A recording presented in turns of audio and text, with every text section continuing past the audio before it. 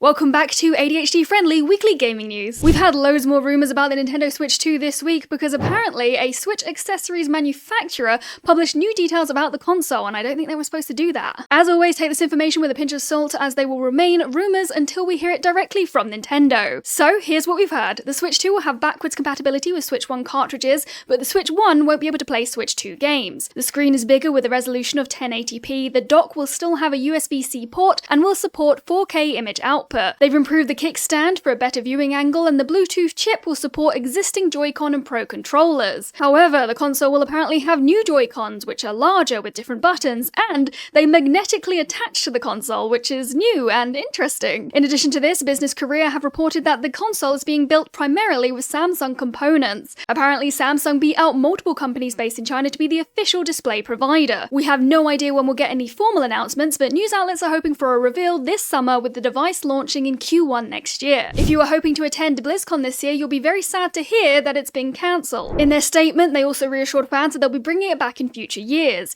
If you don't already know, Blizzcon is Blizzard's annual gaming convention that started all the way back in 2005, where they announce all the biggest news and updates for their games, including World of Warcraft, Hearthstone, and Overwatch. This isn't the first year it hasn't gone ahead, as they had to make changes to the event format during the pandemic. Really weird to say during the pandemic as if it's not still ongoing, but you know what I mean. I hope they take the time they need to re-strategize and come back next year. They've had some fantastic closing ceremony acts over the years, including Tenacious D, Foo Fighters, Muse, Linkin Park, Mamamoo, and LE SSERAFIM. It's a shame that it's understandably hosted in the US every year because it's like they're trying to appeal to me specifically with those choices. Just an hour after Manor Lords released into early access on the 26th of April, it reached 100,000 concurrent players on Steam and quickly became a global top seller. At one point, it was even the most wishlisted game on Steam. The game did launch with a 25% off discount, which I'm sure contributed to its success so far, and the devs have reassured players that they'll be running the discount again for anyone who missed it. Apparently there's loads of bugs, but that's kind of expected for an early access game, but the response so far has been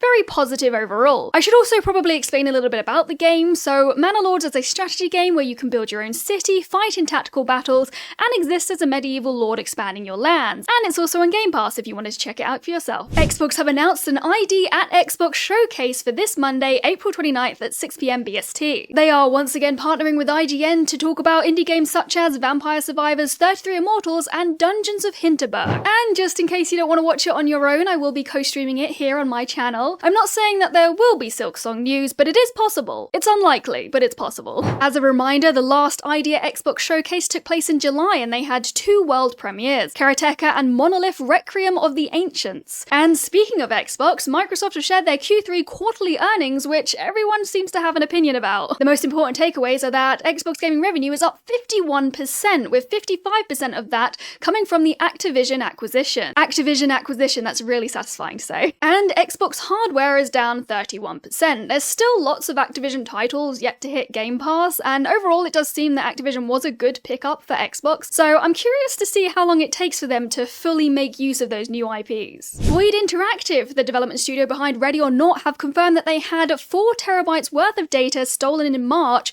by a ransom group. The good news is that they've confirmed it did not contain any user or staff information, and in their words, their development assets and proprietary code remain intact. The bad news is that it did include source code and console builds of the game. Screenshots of an Excel spreadsheet have been shared all over the internet this week, which are allegedly showing PlayStation's all-time revenue and downloads for every Sony first-party game released on PSN. That's a lot of titles. I don't know if I'm actually allowed to show it, so I'd rather be safe than sorry, but all those screenshots are available very easily online. Apparently this information was discovered along with a huge Insomniac leak a while ago, but it seems that this part was only shared this week. And the bit that I want to call attention to is that Bloodborne is sitting in 14th place, apparently bringing in a total revenue of over $83 million. Like, please, I am begging you for a PC port or an optimized version for PS5, I'll take either. Greyzone Warfare is going to cost $35 when it releases into early access, and we'll be getting that release date this Monday, the 29th of April. In case you're out of the loop, Greyzone Warfare is a tactical military survival FPS game that is very heavily focused on realism. There will also be more expensive versions of the game if you'd like additional in-game items on release. The developers Madfinger Games have also shared on social media that they plan to make the game eventually available on consoles as well as having controller support on PC. Okay, there is a lot to discuss regarding the plagiarism allegations made by Battlestate Games about Arena Breakout Infinite, so I think I'll make a separate video that goes into that in more detail, because right now I'm a little bit confused. There's also been a lot of controversy around Stellar Blade, which released on the 26th of April. I don't really know what to say here. The embarrassing anti-woke crowd decided to make Eve the main character, the ambassador of their cause, and then the game started getting good reviews, which made them mad because normal, well-adjusted people aren't supposed to like their game. And after release, they got even more mad because they didn't get what they were promised. Grown men seem to be upset that Eve doesn't have a camel toe,